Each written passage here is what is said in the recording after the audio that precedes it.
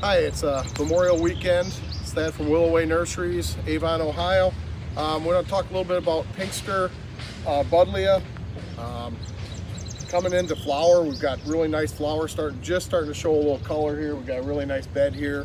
Wanted to talk about a couple things. This is a dwarf and it's a Pugster series from Proven Winners. Really nice compact dwarf Buddleia. A lot of people remember the old Buddleias that get 4 or 5 foot and were huge.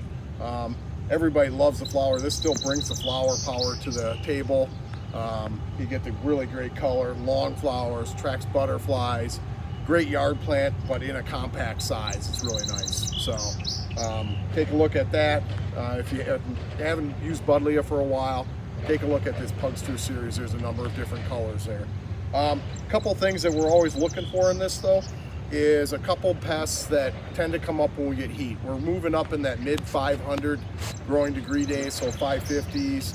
We've had some hot, dry weather now, and we're starting to get into kind of summer. So it's a good time to really be looking for some of these pests that are common out there and can move in and affect the quality of your plants on your yard and our growing ranges as well. So what you need is a piece of paper that's usually white's the best, and I like to have it on a clipboard. But basically it's kind of scouting through. So you're going to take the plant flower and the top and just lightly pat it against the piece of paper. And then what you want to do is look at the piece of paper and see if anything's moving on it. If there's small little flecks that look like oblong specks that are kind of a light yellow color, a lot of times that's thrips. And thrips are attracted to flowers, and that's where you primarily find them. They can affect the quality. They can create stippling in some plants. They can create some cupping issues. If you see big green or bigger green, they're like the size of a pencil tip, that's usually aphids. There's a lot of varieties of aphids out there, but they're usually green color, most of them. There are a few yellow species that are in some of the prairie plants. And then the other one that we look for is spider mites. Spider mites are almost hard to see with your naked eye. Sometimes you need a hand lens, but what I do is I usually just kind of smear on the paper a little bit, and if you see a smudge, that could be spider mites. The other thing to look for and associate with spider mites would be a bronzing in the leaf or an off color, and when you see that, that could tell you that you might have spider mites. Webbing also is associated when they get real high populations. You see like almost like cobwebs or spider webs that are kind of starting to pull the leaf together. And then you'll start to see them, notice them, they'll be big and crawling. We do have a fairly strong biological program here where we release good mites that actually kill the bad mites. So there's a way to tell the difference. If you smear them and they're green colored, they kind of have a green line on there, that's a bad one because they've been feeding on the plants. If it's dark colored or brownish, those are usually good predator mites. So, and those good predator mites are found in the native outside, so they will actually move in and kind of balance things. We just specifically release them in the houses to get that extra measure of control. So just a tip to worry about, like with some plants that are more susceptible. We wanted to come in and talk about lupine. It's a little bit later than we normally would have these ready.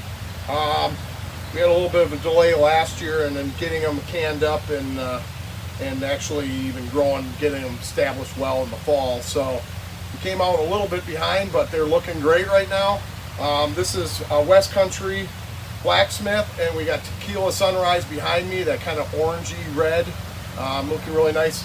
The one thing about lupine, if you haven't experienced it, is it's got a really nice flower stalk, and you can see behind me they elongate and just keep flowering and flowering and flowering. This plant is really good. Early season, kind of gets itself up and going.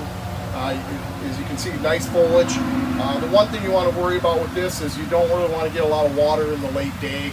It does have some issues. So if you're going to have this in your yard, you can get anthracnose early on. So you want to get morning sun to this. It doesn't love a lot of heat. We've got shade on the house. This one's a little bit of a tricky one to grow. We're working through some of it, but as you can see, we got really nice root system there, really heavy, nice plants. But in the beginning, you got to really work on them as far as being a grower of lupine. So if you haven't tried some of these, this West Country is really nice. There's a Russell's hybrid mix. there's a number of different ones we've got out there. We'll maybe go to one of our other houses and take a few pictures there as well. It's that we made a curve and looked at perennial hibiscus. We saw a house that we thought we should probably share with everybody. We have a lot of perennial hibiscus we're starting to get up and coming here. A lot of the Proven Winner series. Really nice plant if you haven't come back. Really compact, getting to be a nice size to them when they get finished up.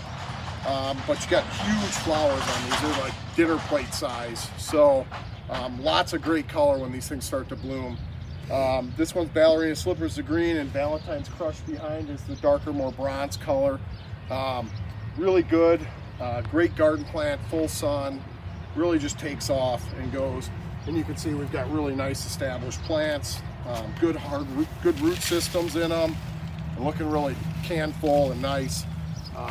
Really good, once they start flowering, they sell themselves. People just can't take their eye off the flowers. So something to look into, and we've got a really nice crop right now. So on our drive around, we thought the Nursery was looking really good and it's starting to come into its own. This is Peaches and Cream. Some of the things we do with this, it comes on a really nice wood trellis.